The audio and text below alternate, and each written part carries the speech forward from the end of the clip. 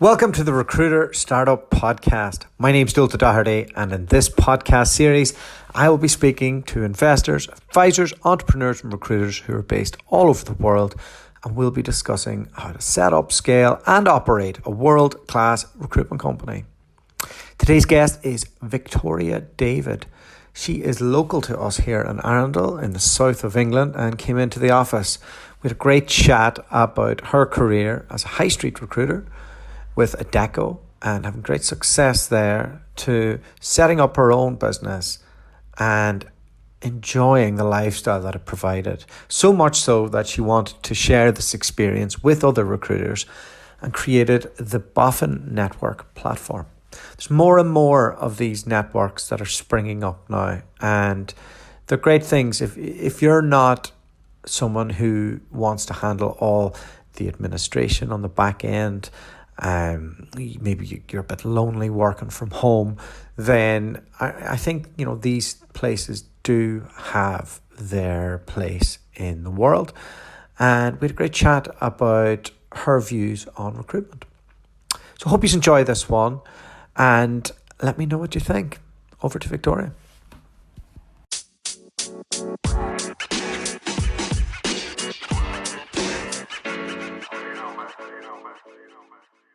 Hello there, Victoria. Welcome to the Recruiter Startup Podcast. Hi.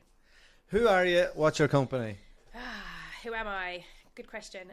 So the company is Boffin Recruitment and the Boffin Network. We're two companies now. We're doing two slightly different things. And I am an experienced recruiter that has come from a great big agency and really small boutique agency, and just decided to go off and do my own thing.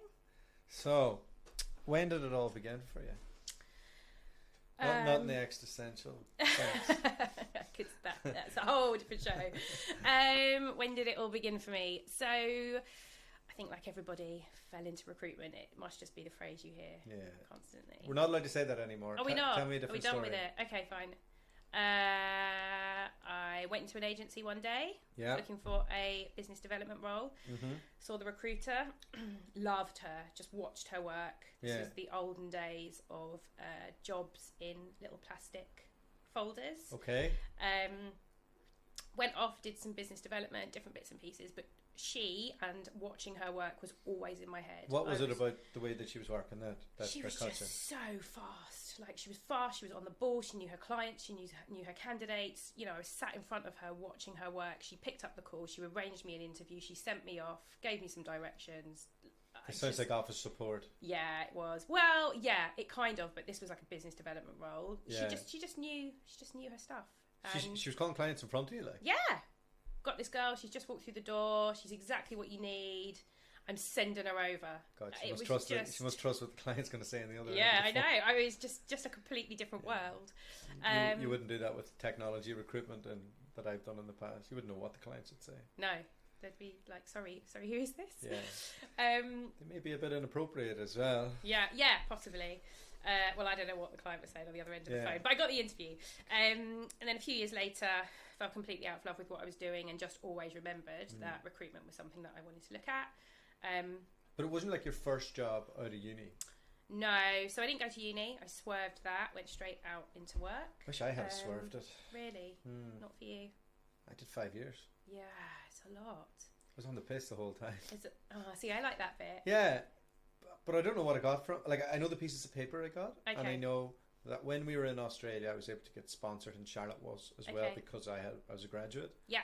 But what did I learn? I don't know. No, but I mean, sometimes it opens doors. Or at the time, maybe. Sometimes it's a thing that opens doors. When we were growing up, you were told, like, you have to go to uni. Yeah. How did you kind of swerve that with my parents? Yeah. Like, you're from the south of England, right? Yeah, I'm from London. So I was quite,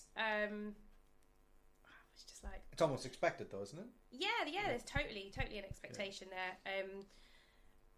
I actually can't remember how I managed to square it off with them. I think I was just like, I'll defer, I'll definitely go. Yeah, I just want to get out into the world. And then I was off. Can't catch me now.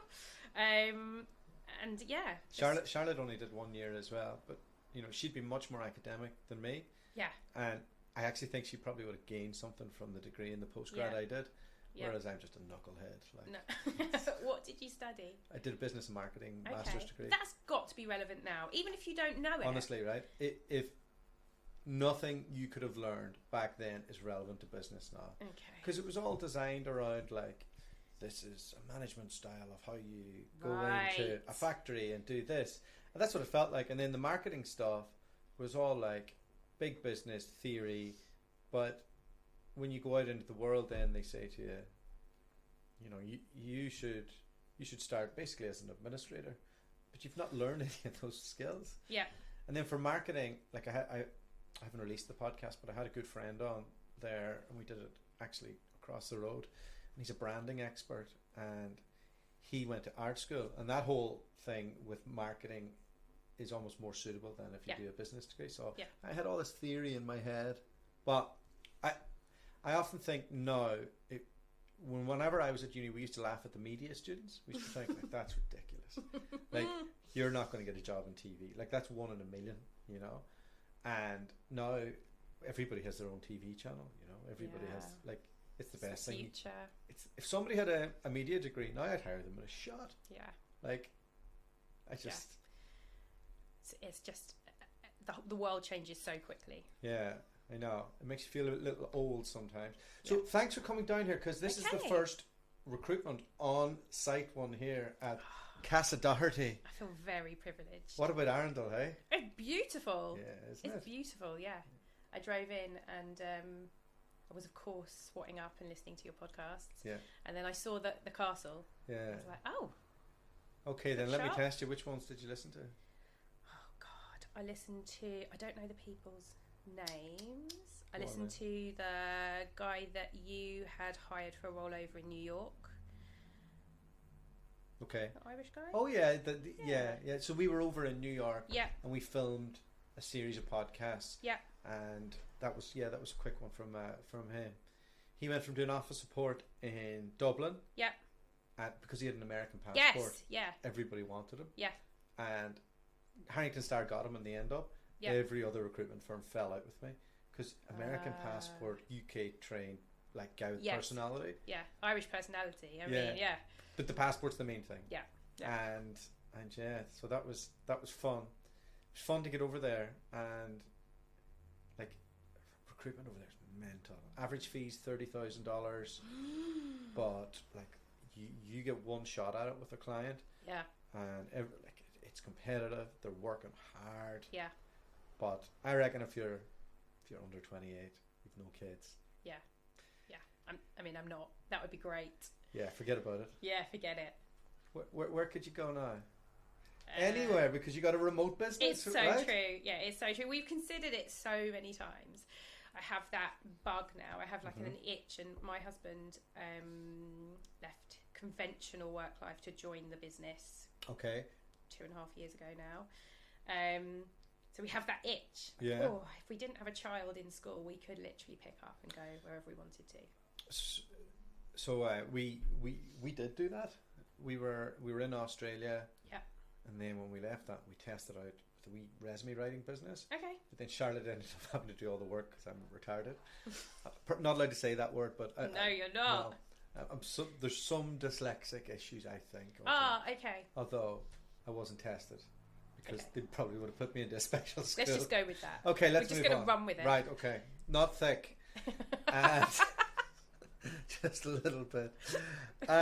So off track. Teachers told me I was thick, but I thought, it turned out it's amazing the way people, teachers, bosses. Yeah. I probably told them that they were thick though too. Yes. So we'll weigh up me being a pain in the ass to them being a bit stupid. Yeah. Okay. So. Yeah, so we did that first wee business, and then we went to Canada and we did that for a bit, worked as recruiters, and all of a sudden we ended up setting up a rec-to-rec. The market crashed, and we were in Guatemala. Okay. And we were placing recruiters around the world, and we were living in Guatemala, and we had a serviced apartment. Get up in the morning and have some coffee, open up the wooden doors, get on the balcony, and there'd be a volcano to my left. To my right. That is some life. And if you want to Google it, it's Antigua, Guatemala. Okay. And it's kind of like, it's not real Central America. It's like if Disneyland was placed. It's like the Disneyland or the Disney-fied version of backpacking. It's where they all come with their mommy and daddy's credit card when they run out of stuff. Okay. But it's still beautiful cobble streets and all the rest. It's a bit pricey Yeah. as compared to other backpacking. Yeah. But for us, like, we were able to live for 6 months without making a placement, without taking on any debt. Yeah. And just wait until we got paid. Yeah. And that was Yeah. that. So we used to... Living the dream. It was the dream. It was. And then we drove around Europe for a year. Didn't bill any money that year. I basically went on the piss. So then Charlotte got pregnant. We had to take shit serious. Yeah. It sort of does that, doesn't it? It does. Children. Back here, and here we are. But yeah, we wandered around a long time, and if I didn't have the 2 kids now, I'd still be wandering around, you know. Yeah. I mean, you can. It's, you know, the world is your oyster. You can work remotely. You can. Life becomes a little less fun with the kids, though.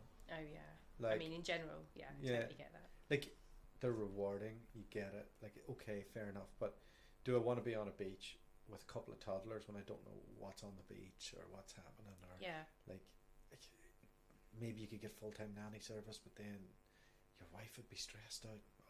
Like it's and you'd have to actually make some placements then. Well, it would definitely be cheaper than here. Yeah. Childcare in the UK is ridiculous. Yeah. Anyway, so let's jump into the recruitment stuff. Okay. All right, early days. Yes. What year was this? Gonna show her age now. I know.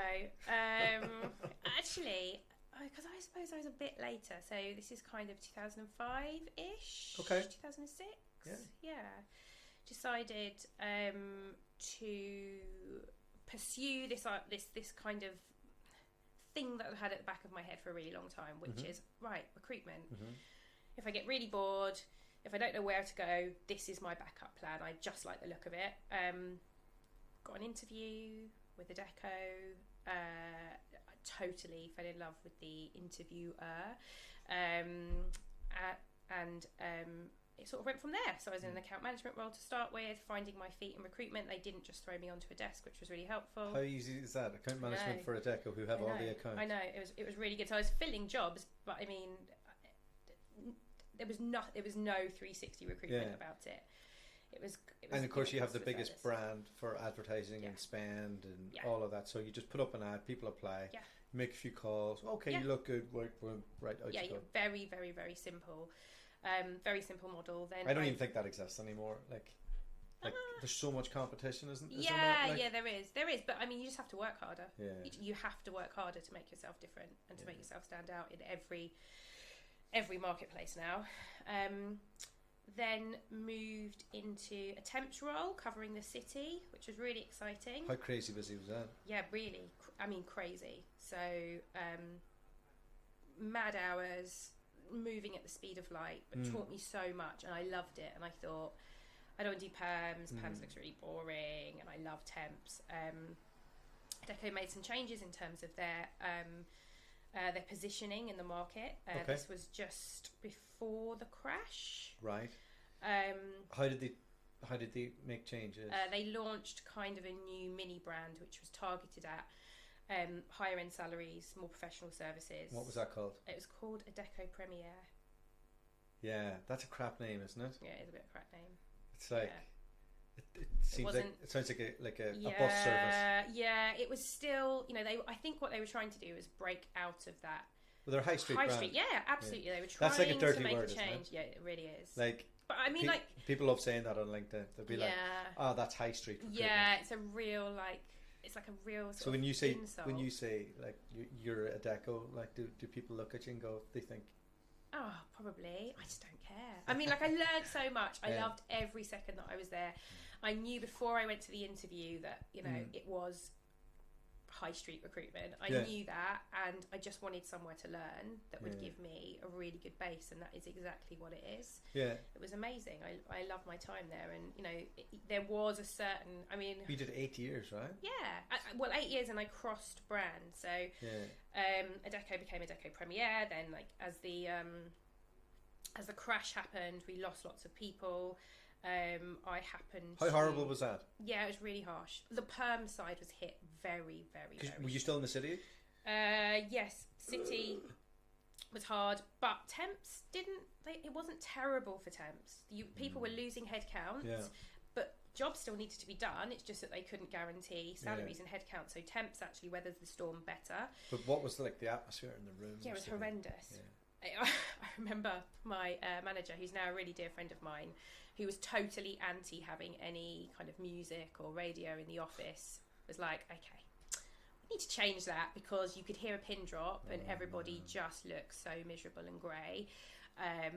So we used to have music every day just to try and, create some kind of atmosphere. I think also the crash did a lot for separating really strong recruiters from people who could work on existing business but didn't really know how to sell and separate themselves. And I think it made a huge change. There were lots of people that dropped out of recruitment at that point because they just didn't want to sell, they didn't want to go after new business, they just wanted to kind of be fed vacancies and fill them. Well, that's the culture of Adecco, so...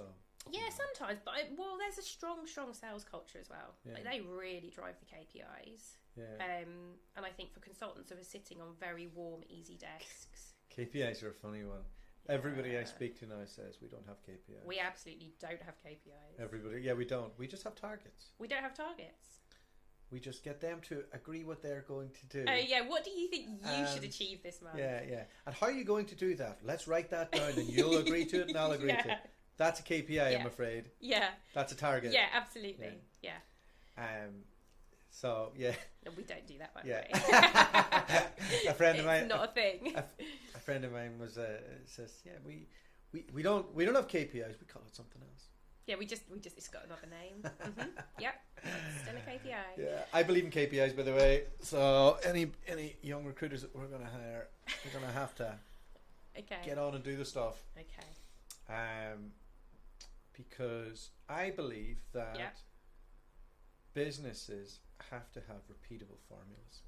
Now, within that, there's areas where you can flex and you can add trust, but I just think if you can't judge what they're going to do to get the outcome, how can you improve what they're doing and how can you increase productivity?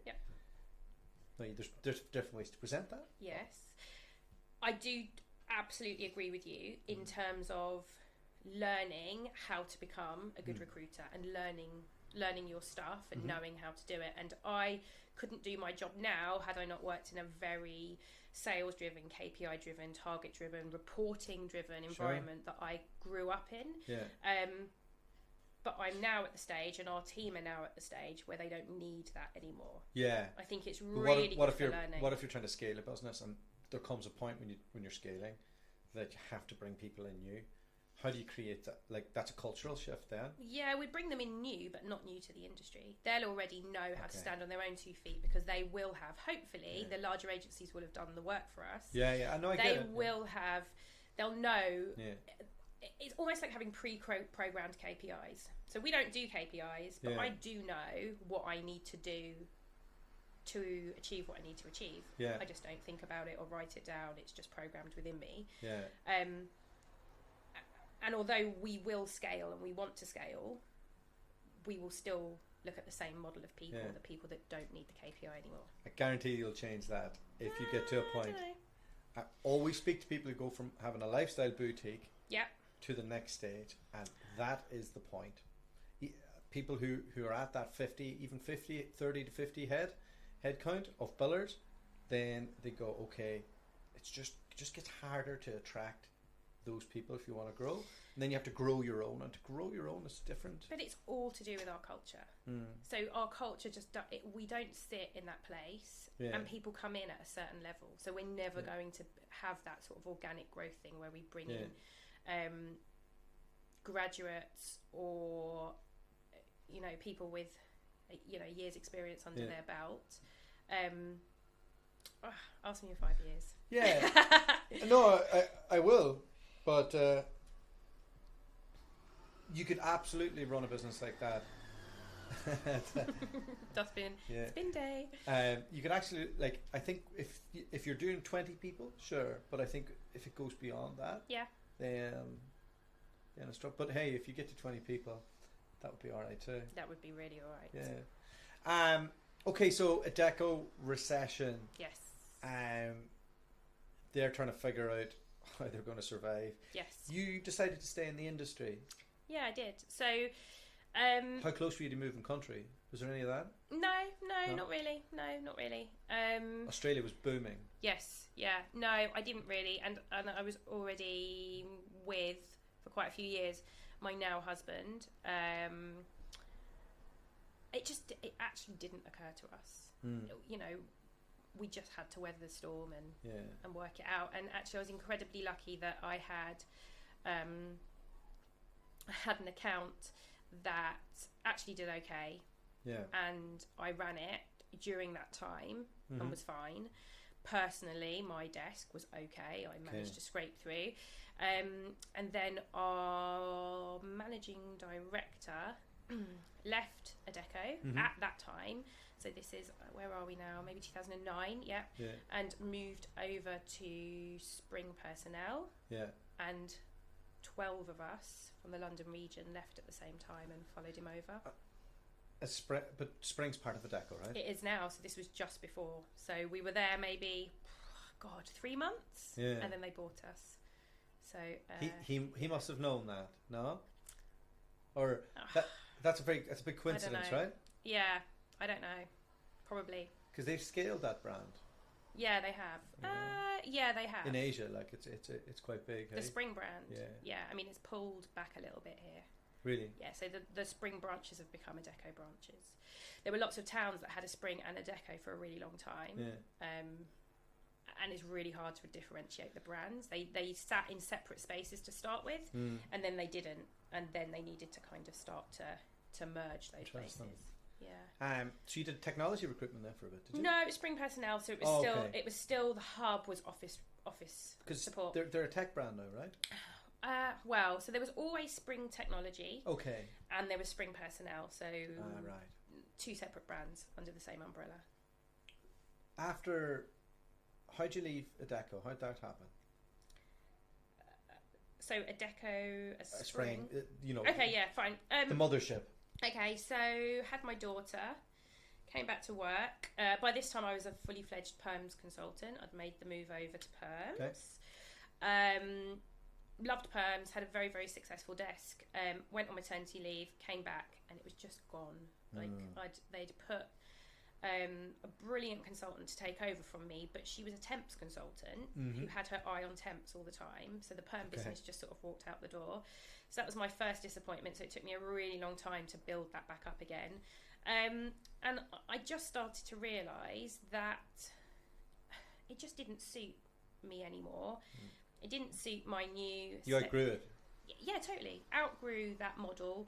Outgrew... The KPIs. I knew what I could do. Like my revenue targets were where they were supposed to be, but my sales targets were down in the ground. Despite my chat about KPIs, I hated them. Yeah, I mean, you're supposed to. You're supposed to hate them. I don't think anyone loves them. I don't. But like, do you think people enjoy giving them out? Probably. Yeah. Yeah. I think it makes you feel like, I'm like everyone else. I like to have a little bit of a limit and not a limit. I like to have a target. I like to reach a target and tick it off and say, yes, I have achieved what I'm supposed to have achieved. But that should be a target that I set myself. Granted, if someone's paying me a salary, they may feel differently about it. And I think it should be a revenue target. Pure and simple. Yeah, I mean, to play devil's advocate there, to achieve the revenue, you have to work backwards. Yeah, absolutely. If you need that, and lots of people need that, but some people don't. So I was continuously in trouble every week for I just couldn't understand it. My numbers were where they were supposed to be. My revenue target and my sales target were really low, And I was good on the phone, so I could have one call and pick up a job, and maybe 5 years before it would have taken me 5 or 10 calls to pick up the same job. So I was the same, and the trouble there comes that you're it's very hard for you to train in somebody into your way of working. Yes. Then, so then it's not a repeatable formula. So in big businesses, they'll be like, "Oh, jeez, like she's a nightmare. Let's get her out of here." Yeah, total nightmare. They used to make me. I'm even worse now. Look at me here doing podcasts all day. Yeah, just do this all day. Yeah. That'll definitely, that'll work. Yeah. This is also when we had to report our numbers via email to the whole region. Oh no. Yeah. So every Friday or something, you'd have to send out an email, or maybe the manager used to do it. Yeah. Would send out an email to the entire region, so every branch would get it, and it would just say. Didn't have revenue. It just say Victoria 5 calls, 1 visit. When Charlotte started when we went to Australia, I started with Robert Walters, and she started with Hayes. And I got on really well with Walters. It was full of all guys like me. Yeah. It was just a great time in my life, and it was a really competitive environment. And I really thrived in it, and it was tough. It was really tough, but I loved it. And I don't think she'll mind me saying she just found Hayes overwhelming. Yeah. I don't know if she probably would have found Walters overwhelming too, but she's more of an internal recruiter. Yeah. And a service orientated person, and I'd meet her and she'd be crying at lunchtime, and I'd be like, "What happened?" It's like, "They took my chair away. I didn't make enough people." Oh my god! And there was they'd send around emails going like, "Charlotte has let the team down again today." Oh my god. There's all this stuff, right? It's horrendous. But then they really liked her. They really wanted to keep her. Okay. Because she's really talented. So she puts things in her head that she's not able to do business development, but whenever she does do it, she's amazing at it. So they've probably seen that, and they were trying to encourage her. They needed to have read her a little better. How do we actually encourage this person? But machines don't read. Machine. This is the system for everybody. This is how we're going to do it. Yeah. But yeah, she tripled her salary and went to BHP internally because we were in a boom, right? So good girl. I know. We were on a night out, and this girl from my hometown, she said, "Oh, have you started in recruitment? I'm looking for an assistant." And I was like, "Oh, listen, I've been a rubbish internal recruiter. I'm not very service orientated. I'm rubbish at admin." And she was like, "All right, yeah, don't worry about it." I said, but come here, speak to my girlfriend." And she was like, "Oh no, it's okay. And I was like, no. And I just went over to Charlotte, go speak to her, And 3 days later, she started at BHP, tripled her money. Amazing. And yeah, it was amazing. Yeah. But that's when, if you move to a place, I can't describe what that boom was like. Yeah. But kids with no experience making 100 grand straight away, it was brilliant. But where were we? I went off on a bit of a tangent there. So leaving Adecco. Leaving Adecco. Where was it to? I went to a small boutique agency. So 4 people. Yeah. Very small. How did they tempt you? How did they tempt me? Through a rec to rec. Ooh. A very persistent rec to rec. God, I should be more persistent. Yeah. I'd make more money. It really works. I'd had sort of an email from a rec to rec. Yeah. I think it was the Easter weekend or just before the Easter week. It must have been just before the Easter weekend, and I'd had a shocking week before that. I think a couple of weeks before that it had snowed, and I'd had to leave my house with my 9-month-old baby, get on a bus with a pram to get her to her nanny. Brilliant. So that I could. It's all about timing. Just horrendous. Thick snow, so that I could, have a 2-hour journey to get to work, and just got absolutely bollocked for being late, wearing jeans, even though I had tights and a skirt in my bag. You're like, "Give me a break, this is a high street recruitment firm." I know, I was like, I'm a mother. And it'd just come at the, really the right time for them. I got an email, we've looked at your, standard thing, we've looked at your profile, we've got some clients that we think you'd be really good for, get in touch. Easter weekend, I sent them a message back saying, yes, let's have a conversation. You know, I'm done. And then they spent basically 2 weeks chasing me because I was just absolute pain candidate that had almost shot from the hip, but just I was a bit institutionalized, and I was a little bit like, this is actually quite frightening now. Was it to go into a management position because you had 8 years, or was it just to go in and... Yeah, no, as a consultant, I'd never wanted to be a manager. Interesting. There was a really, really specific reason for that. I always wanted my own agency. And why did it take you so long? I wanted to be ready. Totally wanted to be ready. Yeah, okay. I had to be ready. And also, I mean, so at Adecco, I did various management training.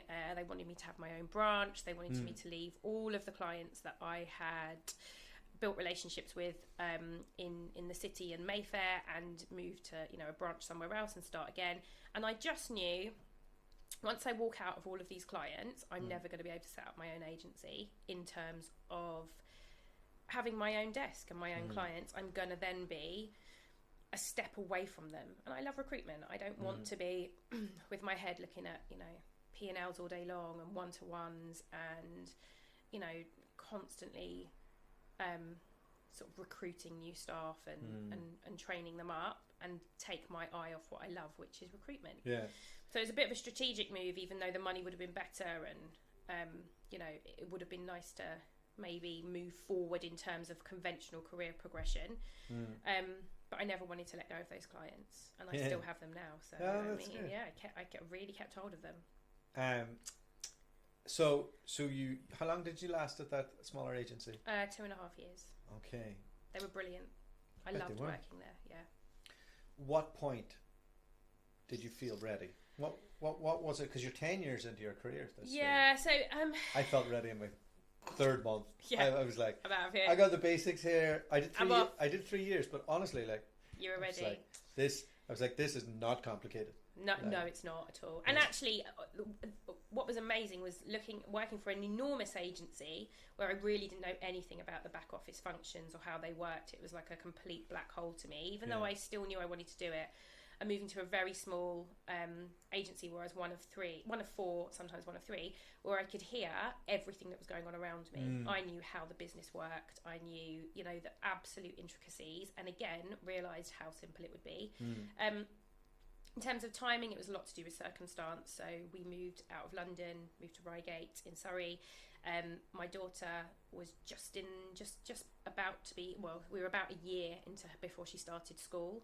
I knew I didn't want to commute, and timing was just perfect for me to start. But was there a particular day? Can you think of like that decision making process? Because this is a big. Or was it just, were you gradually moving towards it? Well, it was a bit of a roller coaster, really, because I had the idea a long, long time ago. In fact, I found some messages from 2011 where I'm like talking to a friend on Facebook Messenger, and I'm coming up with all of these ideas, and he's like, yeah, that could work, you know. So it was in my head a really, really long time ago. When I went to the Red Agency, there was definitely some talk before I started of me buying in and becoming a director. So at that point, I kind of put my own ideas aside because I thought, wow, okay, well, this is a real shortcut to what I want to do. I'm going to get to buy in and be a director. The longer that I was there, I started to realise that actually I would have to seriously sacrifice some bonuses or give them some real, you know, a good amount of money to get a very, very small piece of the pie. Yeah. And I was probably contributing 40% to the maths just didn't make sense. Yeah. And I would have to share it. And I don't want to share. Yeah, no, that's... And I'd be a very small part of the decision-making process of this agency that I'd bought into. So, early days? Yeah. Just you in the bedroom? Did you get a serviced office? What was so me in the spare room. I did. So when I was at the Red Agency, I got very busy in that kind of final year, and towards the end of the final year, they let me bring on board an assistant stroke resourcer, called Alice. And then at the end, when I handed in my notice, You stole Alice. Yeah, because her job. I would have stolen her too. Yeah, I mean, she's amazing. Like, she's still with you? Absolutely. Love it. Like every day by my side. So I'm aware that I'm probably the only person that starts a startup with an assistant, but she just wouldn't have had a job. So you know, and she was amazing. So you know, those early days, it was the two of us just pushing through, and me focusing on you know, the clients and billing, and she did a lot of the other stuff around me. Yeah. How many years are you in now? So we're in 3.5. Okay. I had to ask Charlotte what a boffin was. I didn't know. Oh really? It's an English term. Yeah, I think so. Yeah. I just like the name. It's a good name. Yeah. And what is it that you decided to specialise in? Was it office again? So it is office. We sort of work in two different ways. So I have my own desk, which is the desk that I have had with me for a number of years. The same clients, the same batch of clients that have followed me from agency to agency. £10 perm. Yeah, temp and perm. Although at the Red agency and at Adecco, you could only do one. You choose, and that's Sure. one. But coming here, obviously I could do both, which was amazing. So they are the same clients, but we are led by what that client does. So although it's all in the office piece, we'll have clients that will give us some low-level IT roles, that will give us marketing, PR. We do lots and lots of policy positions. All contingent. Yes, all. So that's I'm guided by the relationship I have with my client, the trust that I have with them, the fact that I will tell them if I can't do something, and they in return will give us a shot at basically everything that they have. That's great. And that's kind of how we work. And then the clients are in, you know, all sorts of different industries. Okay. And at what point did it become more than you? So again, I always had this kind of seed of an idea that I would have greater buying power in terms of my back office functions if there was more of us, if I could increase my numbers. I'd always worked in teams, and although I love the autonomy of working alone, I'm quite a social person. I like having colleagues and teams and people I can go to, and it was really important to me that I started working on that because it can be incredibly lonely, and there were times, you know, in that first year, even with Alice, you know, I could only pay her to work part-time. There were times when I would have given my right arm just to have a colleague that I could have texted or looked over at and just said, what a shit day, and, you know, had a conversation about it. And, you know, you have to go through that pain barrier, but I didn't want to do that long term. So I created the Boffin Network, which is self-employed recruitment consultants working under the umbrella of Boffin at home. Yeah. Or from, you know, a swanky cafe or a beach somewhere. Yeah. Have you got anybody living on a beach somewhere? Well, we've got a consultant who, I mean, she has a lot of holidays. I would say she's pretty much permanently on a beach somewhere. Lovely. Yeah, she's living the life. So yeah, these, you know, they come on board. They use all of the facilities. What are the facilities? And they work the way that they want to work. Okay, so all of the back office support, accounting, the finance piece, job boards, branding, CRM. What CRM do you use? Bullhorn, phone lines. Good luck if you ever want to change that. Really? They're a nightmare. Are they? Yeah. Oh. Okay. I'll bear that in mind. Yeah. God. Hi, Bullhorn. But still looking for a sponsor from a CRM, Bullhorn. Definitely going I'll well. come back. I'll come back. Go on. No. There's a couple of other ones that I have my eye on. Oh, really? Like well, so Interview have just come on as a sponsor. Ah, amazing. Yeah, and we're also working with Content App. Okay. So, but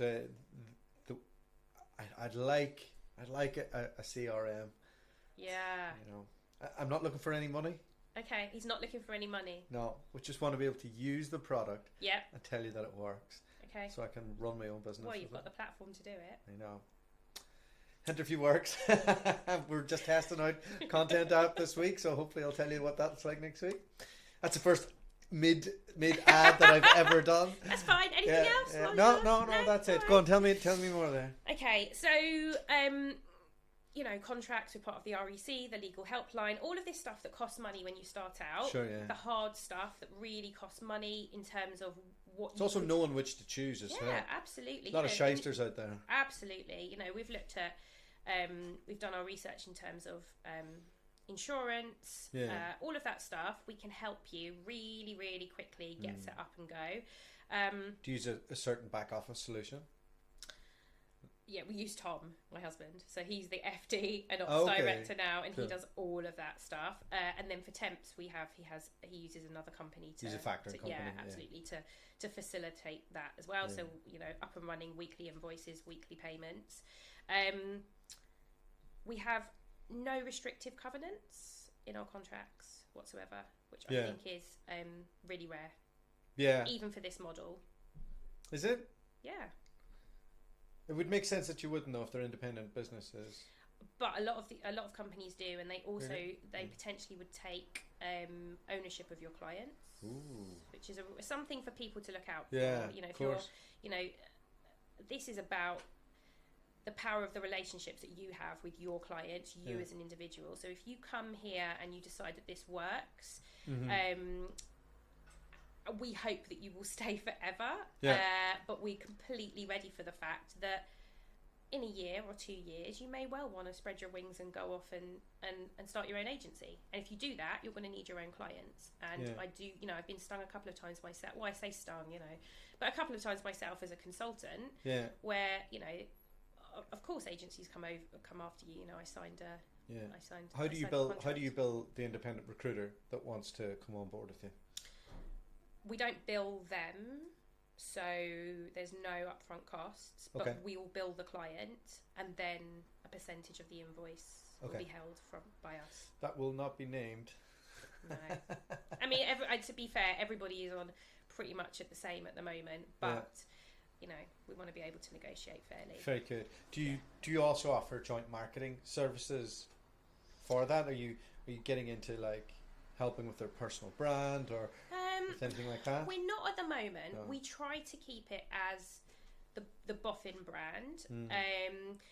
We are our website is about to be seriously reconstructed, and on that everybody will have a personal profile. Do you know what you should do? Tell me. You should build out a virtual assistant process for all members where they do the legwork. I can tell you how to do that, but it's too boring to go into it right now. Oh, right, okay, fine. But I can talk you through that. I've got 3. Okay, wow. My life's amazing because of it. That does Shout sound out to amazing. Arena and Andrea and That's Giselle. amazing. Yeah. And I want another. Okay. I mean, we are always looking for ways to simplify the processes for the consultants. When you think of how much administration is done in agency recruitment, is it 20 hours a week? Is it 30 hours a week? Yeah, it's uncountable. I don't do any. Okay. So all I do is have calls coming into my diary, it's all scheduled, it's all done, and we've just developed this process around it. From sourcing to delivering resumes to all administration. So I think if you could offer something in those lines. No, absolutely. We're always looking to expand the offering. But I would love to hear about it.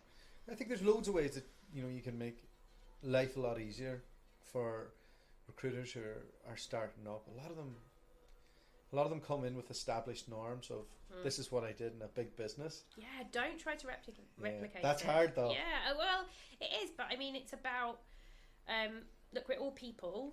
You have a way of doing things that is unique to you, and you need to pull on that. You can't be Adecco. You can't be another agency. You have to do things your way. You obviously have to kind of vet the people who come in. Yes. Do you have a vetting process? So Lucy, who is she's also from Adecco, is our head of operations. So she kind of runs up the operations of the Boffin Network. So she will typically be the first person that you, as a new consultant or a prospective consultant would make contact with. Okay. It's a really, I mean, it can be a really short process, and it can be a really long process, dependent on how quickly you want to move, how ready you think you are, how ready we think you are. I think we have a duty of care to make sure that we actually think you're going to succeed at this before we take you on. So walk me through that. So I'm at Adecco. Yeah. I'm a rubbish recruiter. It's terrible. It's terrible. No, right, let me stop you there. There's no rubbish recruiters. No. I'm a high street recruiter. Okay. What a diss. I know, this is terrible. I'm sorry, Adecco. I'm only joking. Right. So I'm at a reputable agency. What's that? Yeah, that's okay. I feel like I want to set up my own agency. What questions are you asking me to make sure that I'm right? Let me work backwards. Okay. There's a business plan. Whose business plan? Yours or mine? No, you will create a business plan. Okay. We have a template. All right. And in that business plan, we'll have everything that you need to have thought about and planned for us both to look at and work out whether we think this is going to work for you. Okay.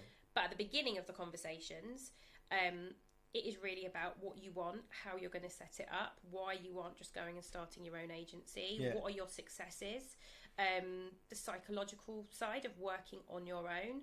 You know, how are you planning to do that? What does your space look like? Do you have a separate place that you can do that? Let's jump into the psychological stuff. Sure. What type of stuff? Because that's the toughest bit, I think. Yeah, it's really hard. So what type of stuff do you do to make sure that people don't get lonely? So once you're on board, and this, what I'm about to say, you know, you get out what you put in, but we try to create a culture and an environment where everybody feels included and you feel like you really are part of a team. So we use Slack. Slack's good. You know, it's amazing. We call it it's our virtual office, a virtual water cooler. That's the phrase. On a Monday morning, there is typically a whole load of chat on there about the weekend sports and what everyone's been doing on the weekend. As the week goes on, the chat will always change to, you know, having, you know, really bad day, or just made this amazing placement, or guys, I need some assistance. Has anybody come across this problem before? We're in contact with each other all the time. Yeah. And for some people, they don't want it. They're not interested. They just want to get the job done, and they don't want that. But for the people who will face that kind of loneliness, there are a whole team of really cool, likeable people on the end of the phone. So you can send out an email, you can pick up the phone and have a chat. Lucy is amazing at coaching and mentoring. You know, Tom's really good. I'm also, you know, running my own desk day to day. So there is always someone that you can bounce ideas off. Is there a certain amount? Is there any cross-selling stuff that happens between the network? How do you work that? So it works. Do you mean in terms of numbers? Yeah. So there's a split. There's a split. Which a 50-50 split, is it? It's not quite 50-50 because there's the Boffin Network piece, and then there's the two consultants. Sure. But it's not far off. Yeah. It's not far. It's very, very close to a 50-50 split. 20% for you. God, you can edit that. But yeah, it's, you know, it's a very yeah, all right, well done. But yeah, we want to do more of that. You know, we want to do more of it. We want our consultants to be able to offer a full service to their clients. So, you know, if they're used to dealing with their marketing roles, but suddenly they've got, you know, there's a sniff of an IT role, we want them to be able to sell in their colleague that can work on that. Where do people go wrong when they go out on their own at the start? Because we all know the success stories, but not everybody's cut out for it. Do you mean with this? Yeah. Yeah, okay. Where do people go wrong? I think they underestimate how hard it is to start. Yeah. I mean, you know, you're starting from scratch in a room on your own, and that takes a certain type of person. For us, our marketplace for new consultants is tiny. There's a huge amount of consultants out there that want to stay in a big agency and absolutely love it, and everything that brings. And then there is a huge amount of people that want to go and start their own agencies. And then that bit in the middle, lots of people think they can do until they're on board, and then they find that actually it's much harder than they thought. It is. Especially in those initial days, you know, you've signed a restrictive covenant, you know, it's hands off your clients. It's, you know, you've got to pick up the phone, You've got to tap into that network that maybe haven't used you for a while. You've got to get really, really creative, all while sat in an office by yourself. Yeah. It's quite a hard thing to do. And we've made our fair share of mistakes in terms of bringing people on who we totally believe could do it because they totally believe they could do it, and we have to have we have to take a stronger stance on what we now know works and what doesn't. Yeah, it's refreshing to see a woman doing this. Thanks. And coming on a podcast. I struggle to get female guests. Oh, really? Men put themselves out there in agency recruitment. They could. Here's the difference, right? I speak to the brightest, most successful women, and they say to me, "I don't want to come on. I'm not really ready yet. I want to grow it about 20% more, and then I'll come on." A man will make one placement. Come on, boom, tell me he's going to take over the world. Yeah. Give me the big spiel, and I'm like, it's really hard. But in your world, in the independent recruitment network thing, a lot of men. But there's a lot of female independent recruiters. I know it from the Facebook groups, but they're all based in the United States, from what I can see. Yeah.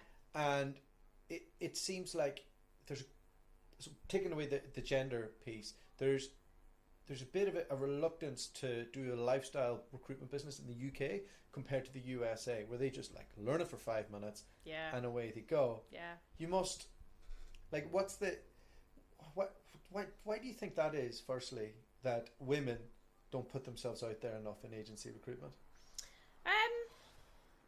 I think it's industry specific. You get some recruitment industries that are predominantly, they're male dominated industries, and you get some that have got more females in them. I honestly couldn't answer that question. I mean, I know so many strong, bold, go-getting female recruiters that are feisty and they're out there doing their thing. The tenured ones are always better than the men. Like, honestly, I've no qualms about that. It's just like I find they're hard. Like, they won't put themselves out there. But you will, and you can. Yeah, hi.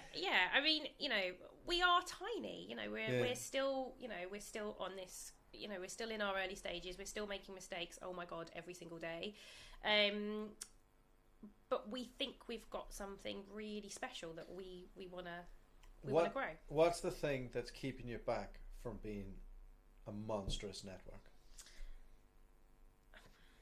I think is it that difference in the British mentality where there's a lot of jobs where there's maybe not the same entrepreneurial I mean spirit? You certainly need entrepreneurial flair to come on board. You absolutely do.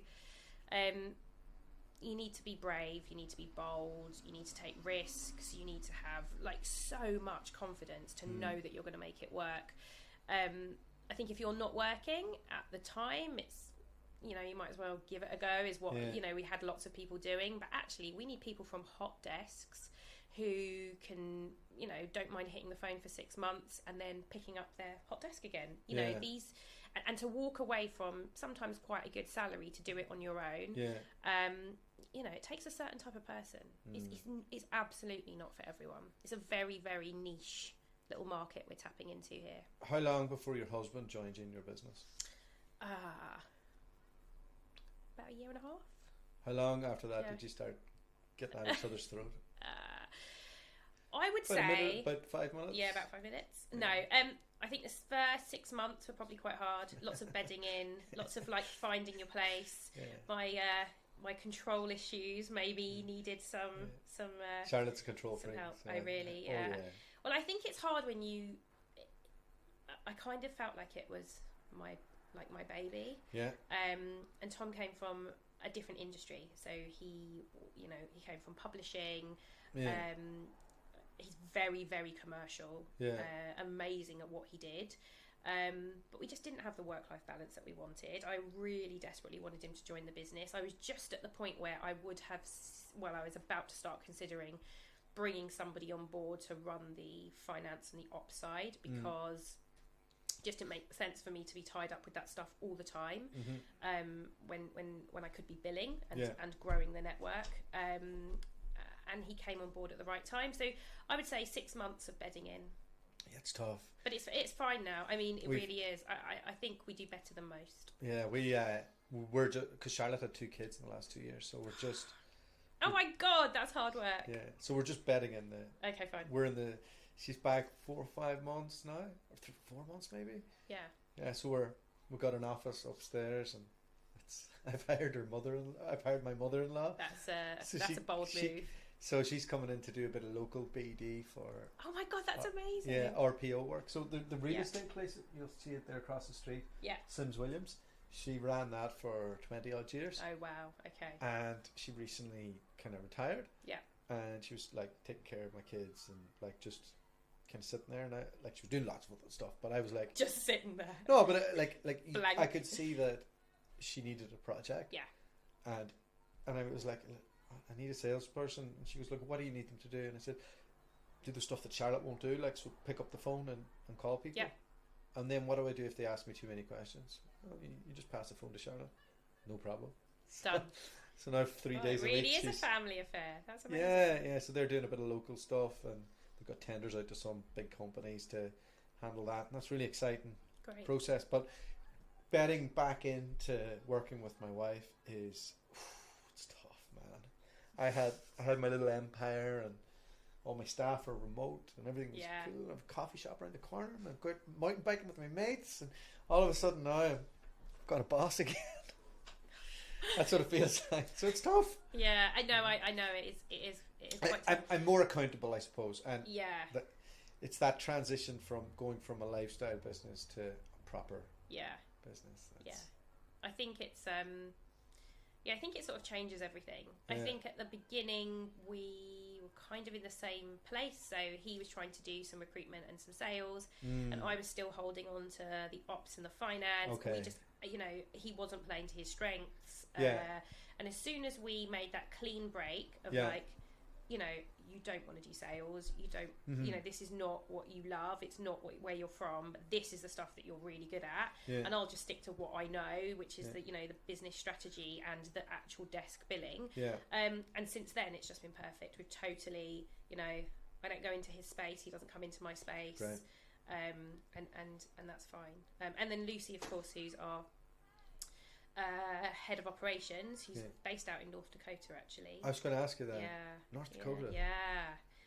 What is she doing there? So she's her husband is in the oil and gas. No, he's in the US Air Force. Oh. So she's British. She worked for Adecco for a long time. Cool. Very senior. Yeah. Moved to Germany to live on a base there. And we have a mutual friend that put us in touch. Brilliant. And it just was instantly perfect. So let's wrap this up. Cool. Who do you want to reach out to? Recruitment consultants. What do they look like? What do they look like? They have they're 6 foot tall. Yeah. Really fit. No, not really.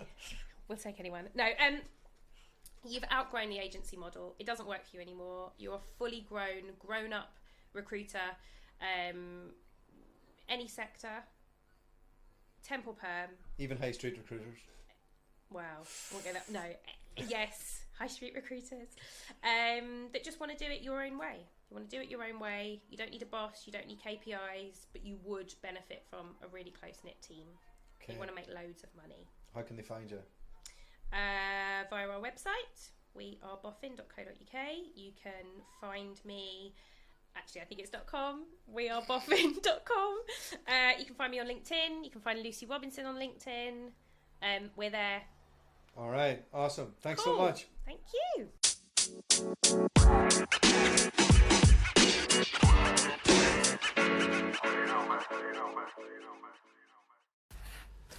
Well, it was lovely to meet Victoria and to have her come down to the offices.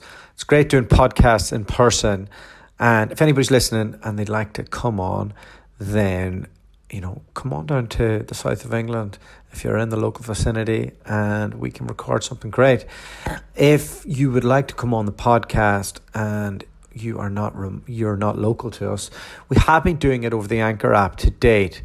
However, now that the podcast has been sponsored by Hinterview, I think we're going to start using the interview platform to do it, so we can get some of the videos. And like, say if you're in Hong Kong or if you're in Tokyo and you want to kind of give us a feel for what it's like to be out there and what the office is like, I think it might add another element to the podcast. We'll test it out anyway and see how we go. So thanks very much again to Victoria, and I hope you all enjoyed it. The podcast you just heard was made using Anchor. Ever thought about making your own podcast? Anchor makes it really easy for anyone to get started. It's a one-stop shop for recording, hosting, and distributing podcasts. Best of all, it's 100% free. Sign up now at anchor.fm/new. That's anchor.fm/new to get started.